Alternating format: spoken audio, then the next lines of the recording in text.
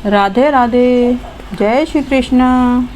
आज के आधुनिक दुनिया में इंसान ने कई चीज़ों का आविष्कार किया और विज्ञान के दम पर कई मुकाम भी हासिल किए हैं, पर इंसान अभी तक ये नहीं जान पाया कि मौत के बाद इंसान के साथ क्या क्या होता है। लोक कथाओं की माने तो कई जगह पर ये माना जा मौत होने पर वह तारा भी बन जाता है। जैसे गांव बदलते हैं वैसे ही कहानियां भी बदलती हैं।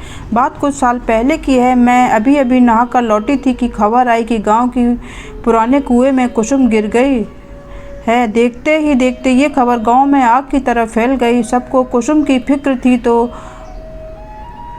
पर सबसे बड़ी फिक्र उसके बच्चे की थी। कुसुम पेट से थी। मैं दौड़ी दौड़ी पुराने कुएं के पास पहुंची तो देखा वहां पर पहले से ही भीड़ जमा हुई है। गांव के एक आदमी ने कुएं में छलांग लगाई और कुसुम की लाश को रस्सी बांधी, क्योंकि कुसुम को तैरना नहीं आता था और उसने दम तोड़ दिया था। उस समय वह पेट से थी। पानी में गिरने के बाद वह चीखी होगी, चिल्लाई होगी, पर पुराने कुएं में कम ही लोग पानी भरने आते थे, क्योंकि कुसुम का खेत कुएं के बगल में ही था। इसलिए उसका इस कुएं पर आना जाना लगा रहता था। पहले भी कई बार वह इस कुएं से पानी भर चुकी थी, पर इस बार उसके किस्मत में कुछ और ही लिखा था। लोग कुसुम की लाश को ऊपर खींचने लगे। जैसे ही कुसुम की लाश को ऊपर निकाला गया, उसके घर वाले फूट फूट कर रोने लगे।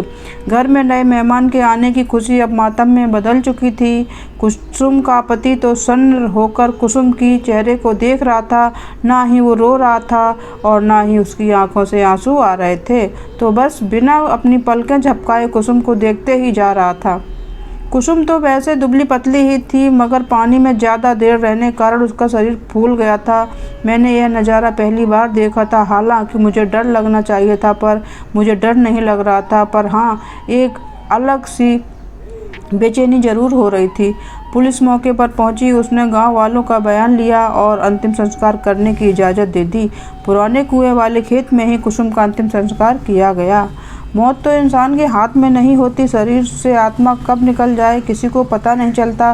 कहते हैं अंतिम संस्कार करने के बाद इंसान की आत्मा को शांति मिलती है, मगर आत्मा खुद ही शांति ना चाहे तो।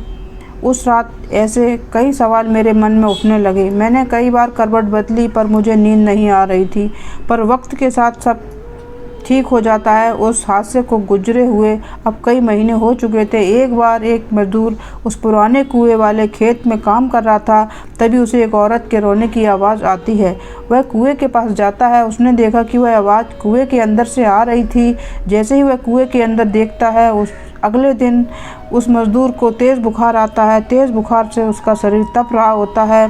वह बार बार कहता रहा कि मेरे पास मत आओ, मैंने तुम्हारा क्या बिगाड़ा है, मुझे छोड़ दो।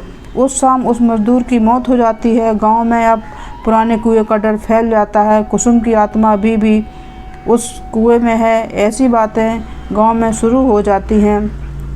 कुसुम के घर वाले भी कुएं के पास वाले खेत में खेती करना छोड़ देते हैं। ये सब सुनकर मुझे कुछ समझ नहीं आ रहा था। मेरे दादाजी के भी गुजरे कुछ ही महीने हुए थे और उनका अंतिम संस्कार तो हमारे घर के पीछे ही किया था। फिर मुझे कभी मेरे दादाजी क्यों नहीं दिखाई दिए।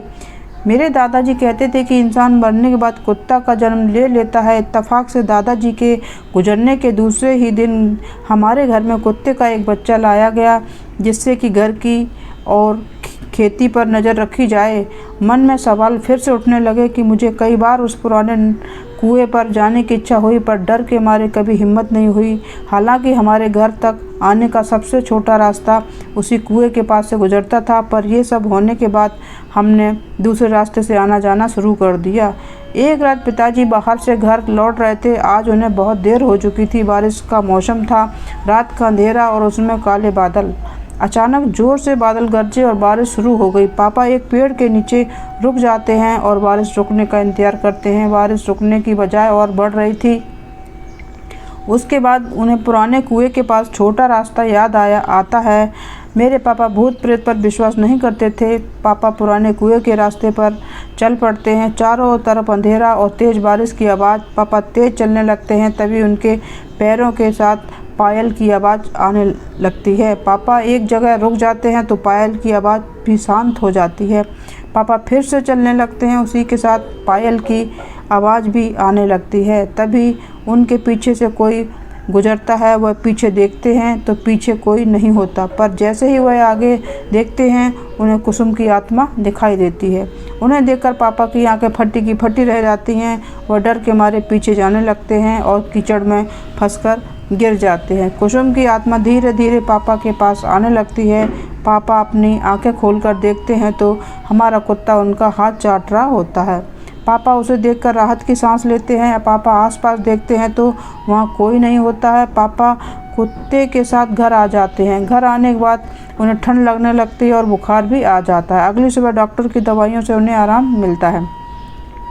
उसके बाद वह रात का किस्सा सब घर वालों को बताते हैं। तभी मेरे ताऊ जी कहते हैं कि बड़े बुजुर्ग ठीक कह गए हैं कि मरने के बाद इंसान कुत्ते का जन्म ले लेता है, और यह कुत्ता और कोई नहीं बल्कि हमारे पिताजी ही हैं। उन्हीं ने ही तुम्हारी उस आत्मा से रक्षा की है। फिर से मेरे मन में कई सवाल उठे, पर इस बार मैं समझ गई थी कि कई सवाल ऐसे भी होते हैं जिनका जवाब आज तक इंसान ढूंढ ही नहीं पाया। आपको क्या लगता है, मरने के बाद इंसान का आखिर क्या होता है? तो आपको ये कहानी अच्छी लगी हो तो मेरे चैनल को लाइक शेयर सब्सक्राइब ज़रूर कर लें। इसी तरह की और कहानियाँ सुनने के लिए आपका बहुत बहुत धन्यवाद।